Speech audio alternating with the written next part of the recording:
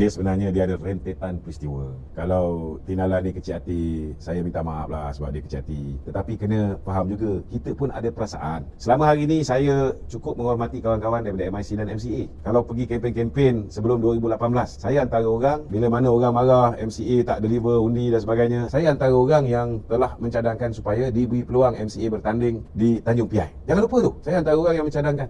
Kerana saya menghargai MCA. Bila mana MCA, kita kalah pilihan raya 2018, mereka tetap setia bersama kita. MIC tetap setia bersama kita. Kita menghargai. Tetapi bila hati kita terguris, jangan lupa, bila kita bersama dalam Kerajaan Perikatan Nasional, Pengurusi Barisan Nasional telah membuat keputusan untuk kita menarik sokongan kepada Tan Sri Muhyiddin Yassin. Ingat tak malam di mana Ismail Sabri lead lebih kurang 35 orang ahli parlimen yang membantah arahan Presiden ini? Dah lah tak bersetuju. Ketika berucap, kita tahu pada malam itu Ismail Sabri berucap, Bikasiong berucap, Sarabanan satu ketika dahulu bersama dengan bosku, cukup rapat dengan bosku. Tetapi pada malam itu beliau mengherdik bosku.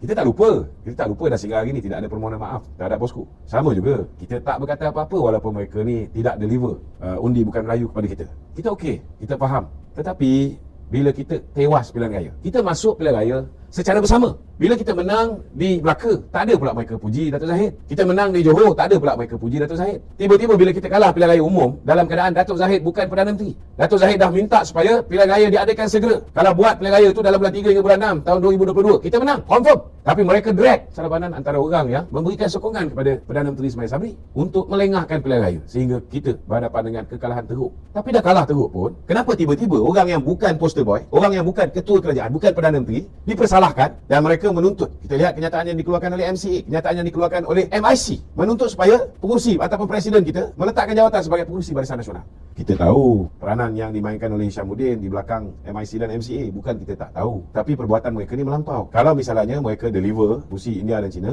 melebihi daripada apa yang mampu dideliver oleh UMNO di kursi Melayu, lain cerita. Jadi bila kita masuk pilihan raya secara bersama, we should have collective responsibility. Tetapi mereka mendesak supaya Datuk Seri Zahid meletakkan jawatan, dan sehingga hari ini belum ada permohonan maaf. Kita boleh lupakan kesalahan-kesalahan yang lampau, tetapi kesalahan selepas pilihan raya, sehingga hari ini tidak ada permohonan maaf. Mereka cuba lakukan kudeta nak menggantikan Datuk Seri Zahid sebagai pengurusi Barisan Nasional dengan orang lain. Kita tidak lupa. Tidak cukup dengan itu, mereka memberikan SD kepada Tan Sri Muhyiddin Yassin dalam keadaan mereka sudah tanda tangan aku janji. Untuk mereka dah berjanji, dah memberikan kuasa kepada Datuk Zahid untuk menentukan dengan gabungan mana kita nak membentuk kerajaan. Dia dah memberikan kuasa kepada Datuk Zahid bukan hanya untuk berunding dengan gabungan mana kita nak membentuk kerajaan, memberikan kuasa kepada Datuk Zahid ataupun pengurusi BN untuk memilih bagi pihak 30 ahli parlimen BN ini siapa yang kita nak angkat sebagai Perdana Menteri. Ini sudah diputuskan. Tetapi mereka memberikan SD kepada Tan Sri Muhyiddin, yang mana ini sebagai peguam. Dr. Bikasiong adalah seorang peguam. Dia tahu bahawa apa yang dia buat itu salah. Itu sebabnya dia, Sarabanan, Hishamuddin, Hashmi Mohamad dan lain-lain menarik balik sokongan terhadap Tan Sri Muhyiddin Yassin. Tahu pun takut hilang kursi parlimen mereka.